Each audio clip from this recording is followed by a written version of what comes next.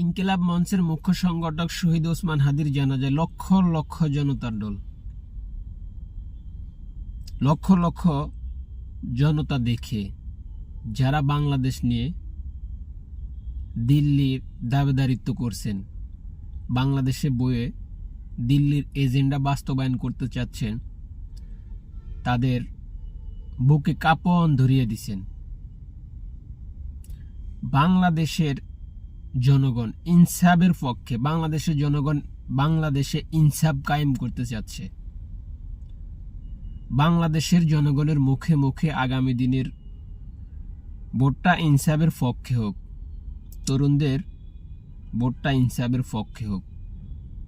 বাংলাদেশের তরুণ সমাজ ইনসাফ কায়েম করতে চাচ্ছে, যেটা ওসমান হাদি ভাই দেখিয়ে দিয়ে গেছেন কিভাবে ইনসাফ কায়েম করতে হবে বাংলার জমিনে। মাওলানা হামিদ খান ভাসানী বলে গেছেন, যে তরুণ সমাজ দিল্লির বিপক্ষে, সেই তরুণ সমাজ বাংলাদেশের পক্ষে। সেই তরুণ সমাজের হাত ধরেই বাংলাদেশে ইনসাফ কায়েম হবে।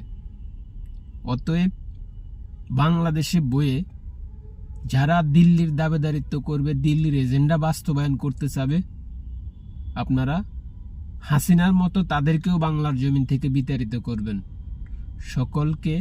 সকলের প্রতি 18 কোটি জনগণ আশাবাদী।